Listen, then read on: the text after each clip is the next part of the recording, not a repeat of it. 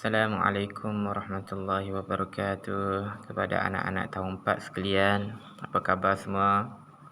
Harapan saya semua dalam keadaan sihat walafiat. Okey, selamat kembali ber-PDR. Okey, cuti kan? Okey, sekarang kita dah mula ber-PDR balik, belajar daripada rumah balik. Jadi peringatan saya macam biasa. Yang pertama berkaitan dengan solat. Solat, pastikan jangan tinggal. Itu kewajipan kita. Sebab ada ayat Quran, Qul man salakakum min saqar qalu lan nakum minal musallin. Ayat ni yang kita takut. Ni larangan Allah. Apabila ditanya, apakah yang menyebabkan kamu dicampakkan, dihumbankan ke dalam sakar? Apa itu sakar?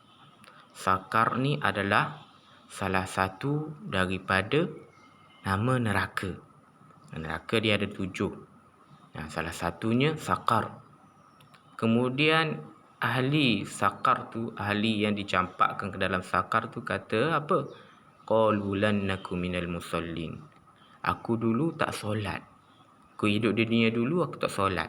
Sebab tu aku dicampakkan ke dalam neraka sakar. Okey, itu peringatan saya untuk pagi ni. Okey. Untuk subjek pendidikan Islam, kita masuk pada topik kita. Subjek pendidikan Islam, saya minta semua pelajar-pelajar buka buku pendidikan Islam.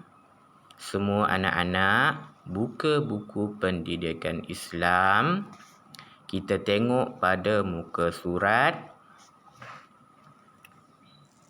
37. Kita tengok pada muka surat 37. Topik kita pada hari ini, topik kita pada pagi ini yang bertajuk di bidang Al-Quran yang bertajuk Qalqalah. Qalqalah. Cuba sebut sama-sama. Qalqalah. Qalqalah. Ini penting.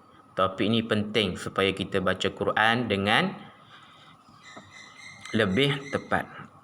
Okey, qalqalah. Boleh ya anak-anak? Okey. Untuk topik qalqalah, pertama sekali benda yang kita mesti tahu adalah huruf-huruf qalqalah. Ya. Okey, huruf-huruf qalqalah. Okey, huruf-huruf qalqalah dia ada 5. Huruf qalqalah ada 5. Yang pertama qaf. Yang kedua ta.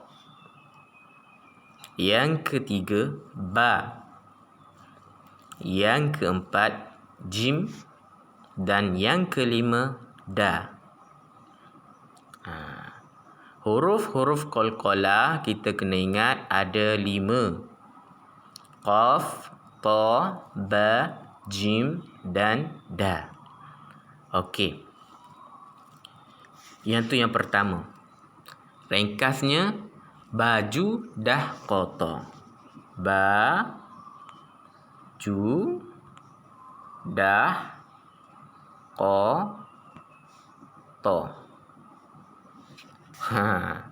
Ringkasnya untuk mudah kita ingat, baju dah kotor.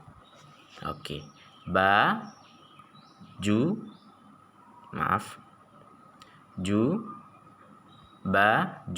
dah kotor. Itu yang pertama. Kita kena kenal huruf-huruf qalqalah. Yang kedua, bila dah kenal huruf-huruf qalqalah, kita kena tahu macam mana baru dia tu jadi qalqalah. Okey. Huruf-huruf qalqalah ni, baju dah kotor ni, mestilah bertanda mati ataupun kita matikan dia. Jadi qalqalah apabila huruf-huruf qalqalah baju dah kotor ni mati ataupun kita yang matikan dia. Itu yang kedua. Yang pertama tadi, kita kena kenal huruf-huruf qalqalah. Huruf qalqalah ada 5. Baju dah qata. Yang kedua, kita kena tahu jadinya qalqalah apabila kelima-lima huruf ni mati ataupun kita matikannya. Okey.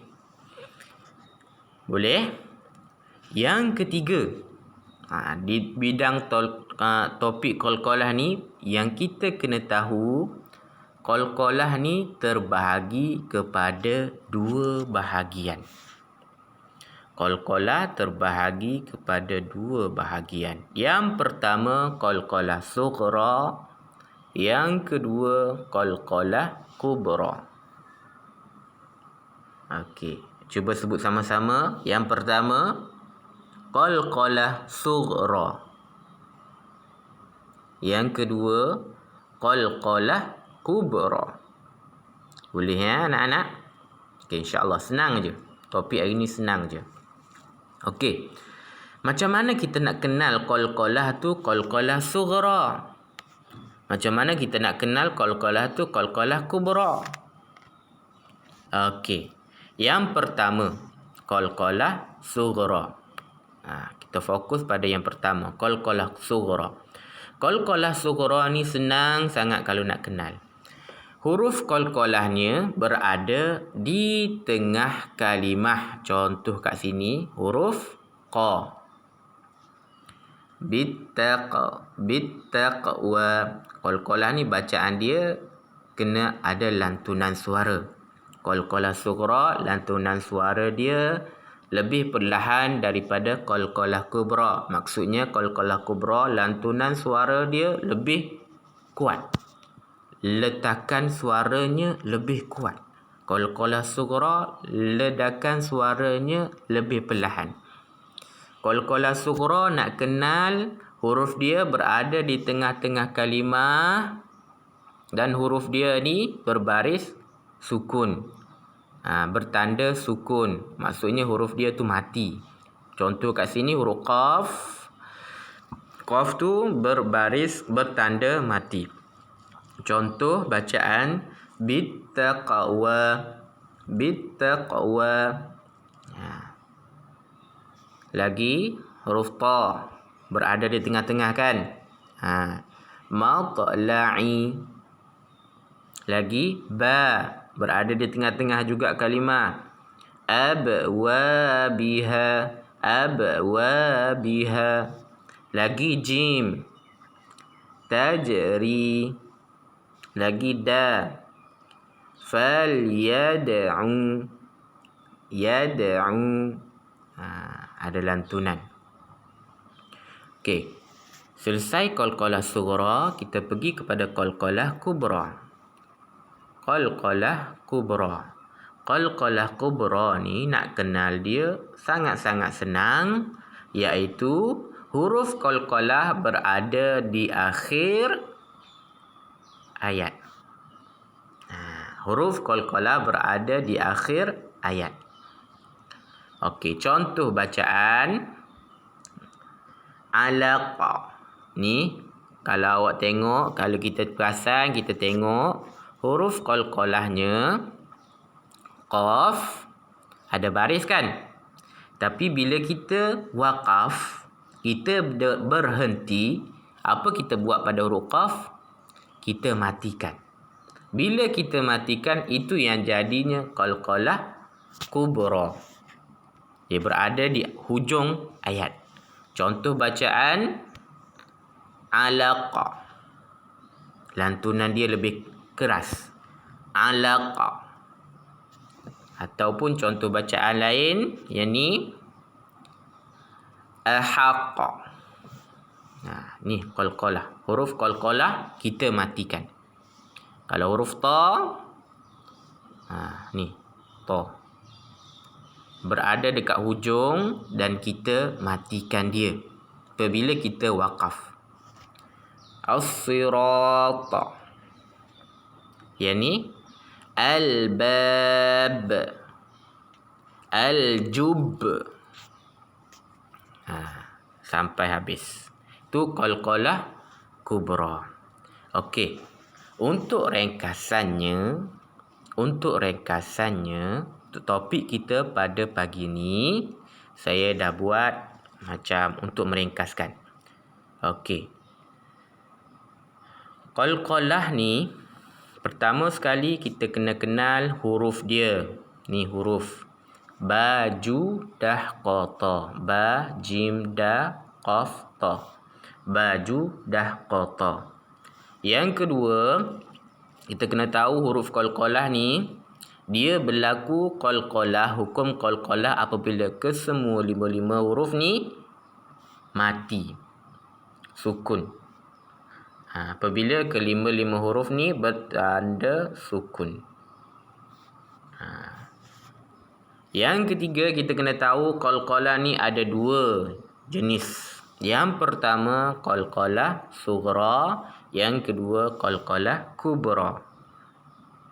Qalqalah sughra nak kenal macam mana? Huruf qalqalah berada di tengah kalimah. Huruf qalqalah berada di tengah kalimah. Contoh kat sini, bittaqwa. Bittaqwa. Huruf qalqalah di tengah kalimah. Itu qalqalah sughra. Qalqalah kubra, huruf qalqalah di akhir kalimah. Ni huruf qalqalah, huruf qaf kita matikan. Alaqa. Alaqa. Huruf qalqalah di akhir kalimah. Okey, boleh ya anak-anak? Okey, sebagai pengukuhan pada pagi ni, saya nak anak-anak tengok pada muka surat 41. Muka surat 41, sikit saja saya nak minta anak-anak buat hari ni sikit saja. Yang saya gariskan ni. Okey. Apa yang perlu anak-anak buat? Anak-anak buat petak. Contoh petak macam ni. Contoh petaknya macam ni. Buat petak, tengok pada muka surat 41. Dalam petak tu buat satu qalqalah sughra, satu lagi qalqalah kubra. Kemudian tulis sahaja kalimah yang warna merah. Contoh kat sini. Iqra, khalaqa, la raib, al-maw'ud, yajma'ukum. Contoh. Salin aja kalimah-kalimah tu dan asingkan yang mana satu qalqalah sughra dan yang mana satu qalqalah kubra. Boleh faham ya? Tak perlu salin semua ayat tu. Salin aja kalimah-kalimah yang bertanda yang merah, yang berwarna merah. Okey, boleh faham ya anak-anak? Kalau tak faham nanti boleh tanya lagi Okey, rasanya setakat tu dulu untuk pagi ni. Yang baik tu daripada Allah, yang tak baik tu daripada kelemahan diri saya sendiri. Wabillahi taufiq wal hidayah. Wassalamualaikum warahmatullahi wabarakatuh.